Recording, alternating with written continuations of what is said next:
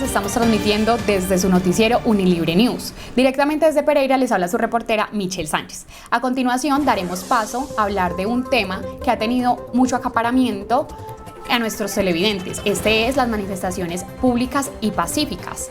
Lo haremos entonces en nuestra sección del día de hoy. 1, 2, 3 y la ñapa. Vamos entonces con nuestro número 1. ¿Qué debes tener en cuenta antes de salir a marchar? Debes tener en cuenta que el derecho a la protesta social es un derecho fundamental que está reconocido y protegido legal y constitucionalmente en nuestro artículo 37 de la Constitución Política. También debes tener en cuenta que la protesta está estrechamente relacionada con otros derechos que también están amparados por la Constitución Política, como lo son la libertad de expresión, la libertad de asociación, la libertad de locomoción y el derecho a la participación, contenidos en los artículos 20, 38 y 40 de la misma. Está contenido también en 3 sentencias que son realmente importantes, como lo son la T518 del 92, la C150 del 2015 y la sentencia C223 del 2017. Una de las cosas más importantes que debes tener en cuenta son las 2 condiciones esenciales de la protesta social. Estas son, una, que no puede ser con armas, y la segunda es que debe ser sin violencia. Si alguna de estas 2 se llegan a vulnerar en una protesta pacífica, puedes acudir a la Defensoría del Pueblo, a la Procuraduría o a la Fiscalía y hacer tu debida denuncia. Tienes derecho a protestar pública y pacíficamente y no necesariamente debe ser de manera colectiva, también lo puedes hacer de manera individual y lo puedes hacer por el tiempo que consideres necesario. Y recuerda que nadie puede impedirte asistir a una protesta, como tampoco pueden obligarte a estar en ella. Damos paso entonces a nuestra reportera Ana María Ocampo en estudio. Ahora, en nuestro punto número 2 vamos a hablar a qué tengo derecho durante una protesta. Como manifestantes tenemos derecho en una protesta a tomar fotografías, a grabar o a tomar cualquier tipo de registro durante estas. Tenemos derecho a pronunciar arengas, discursos, a salir con pancartas o publicaciones que expresen nuestra opinión. También en las manifestaciones tenemos derecho a que se garantice nuestra vida y nuestra integridad física, es decir, que no podemos ser sometidos a desaparición forzada, a tratos crueles o inhumanos, tal y como lo establecen los artículos 11 y 12 de nuestra Constitución. También tenemos derecho a ser tratados con igualdad, a no ser discriminados ni estigmatizados. Finalmente, debemos saber que las protestas no pueden ser disueltas arbitrariamente y que la policía, el SMAT y la fuerza pública solo pueden intervenir para aislar unos focos de violencia y deben intervenir de una manera proporcional y racionalizada. Ahora damos paso a nuestro compañero Juan Esteban Dávila en estudio.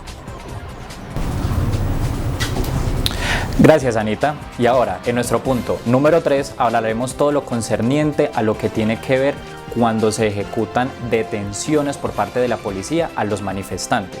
Primero que todo, tenemos que tener muy en claro cuándo es que se pueden ejecutar este tipo de detenciones. Entonces tenemos claro que son en 2 ocasiones.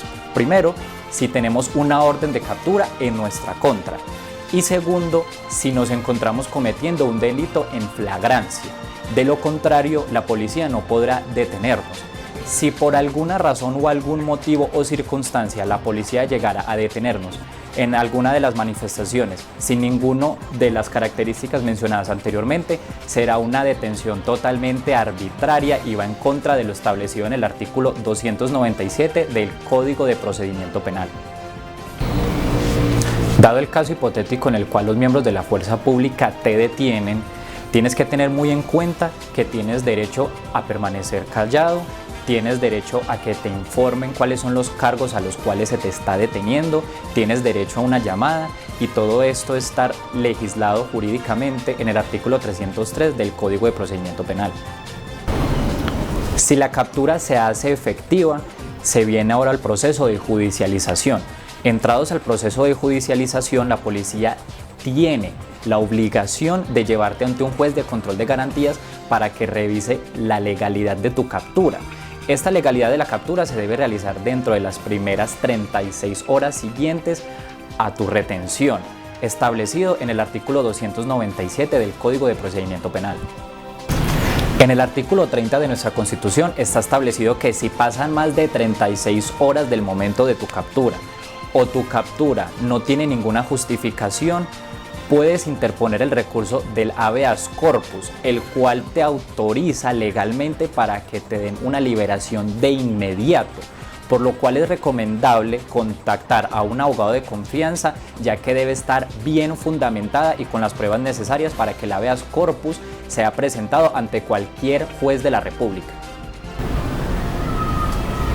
Ten muy presente que en cualquiera de los puntos del procedimiento que te he mencionado anteriormente, tienes todo el derecho de llamar a un abogado de confianza que te represente e interceda por ti. Si no cuentas con la capacidad económica de adquirir uno, el Estado tiene la obligación de brindarte uno por medio de la Defensoría Pública. Y por último, vamos con la ñapa. Damos paso entonces a las sentencias que han tenido gran relevancia en el último tiempo, como lo es la sentencia C009 del 2018. En esta sentencia se demandan los artículos del 53 al 57 del Código Nacional de Policía, puesto que los ciudadanos consideran que se está vulnerando el derecho establecido en el artículo 37 de la Constitución Política. Y también se manifiesta en la demanda de estos artículos que la condición que se le da a los alcaldes para autorizar el uso de las vías públicas para las manifestaciones públicas, valga la redundancia, es violatorio, puesto que cualquier persona tendría derecho a hacerlo sin pedir alguna autorización previa. Lo que debe hacer la sala entonces es coger esos artículos y mirar si no trasciende a cosa juzgada, puesto que en algunas sentencias anteriores ya se habían debatido estos mismos artículos. A lo que la Corte respondió que el artículo 53 no trasciende a cosa juzgada tácitamente. Con tales fines debe darse aviso por escrito presentado ante la primera autoridad administrativa del lugar o mediante correo electrónico, pues desconoce la esencia disruptiva de la protesta social. Esto quiere decir que siempre antes de la manifestación se debe enviar por escrito la petición de hacerla, ya que se debe conocer el objeto y la finalidad con la que se va a hacer. En cuanto a los otros artículos ya mencionados, la Corte decide que estos sí trascienden a cosa juzgada, puesto que anteriormente ya se había declarado la exequibilidad sobre los mismos. Ahora hablaremos de la sentencia C034 del 2019, que habla de la Archidiócesis de Pamplona, puesto que sus procesiones fueron tomadas de alguna manera como manifestaciones y por eso ocurrió esta demanda. Pero la Corte se pronunció y concluyó que es una tradición que goza con más de 200 años y es un arraigo social para todas las personas que no puede desaparecer.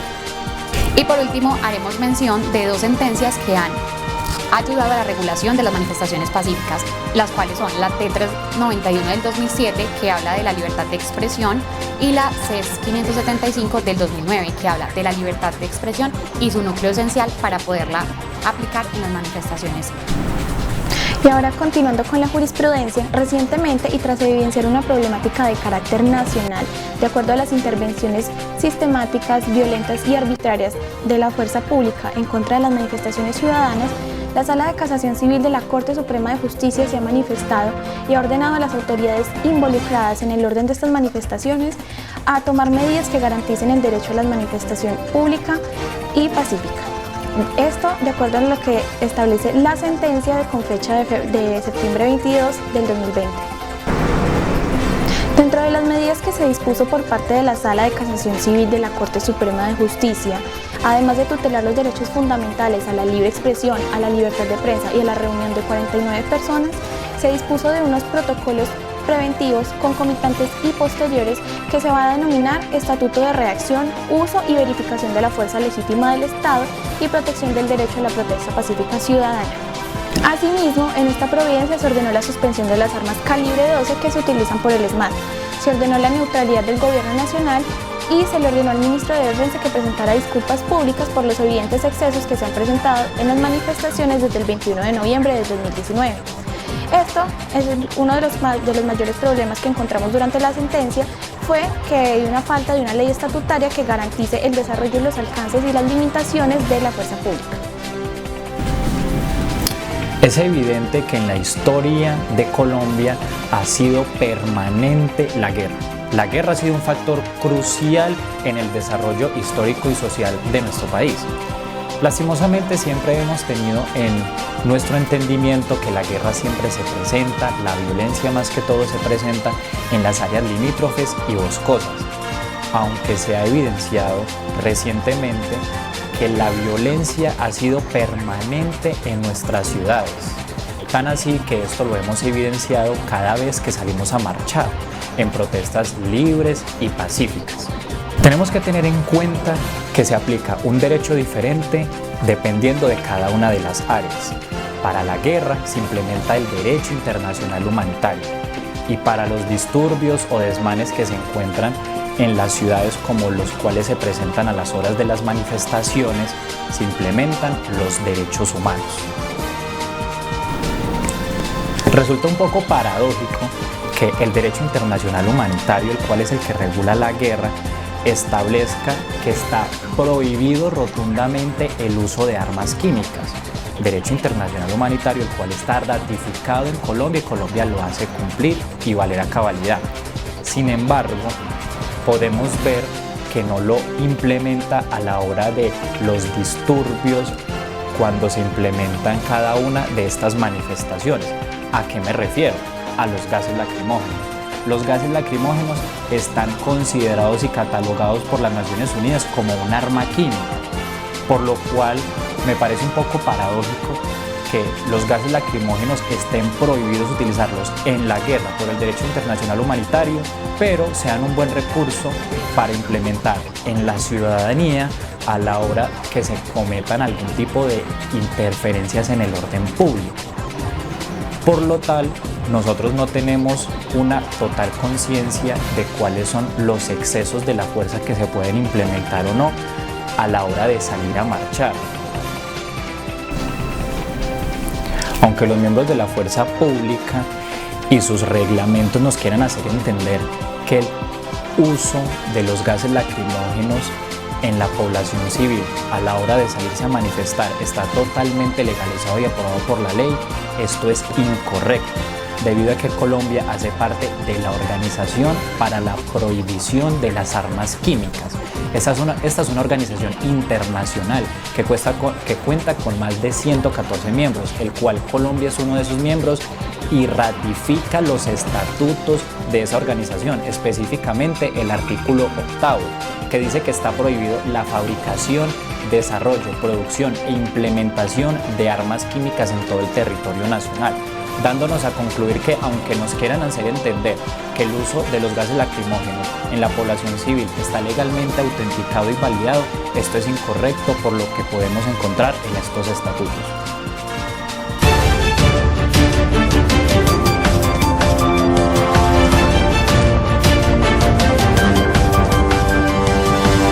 Thank you.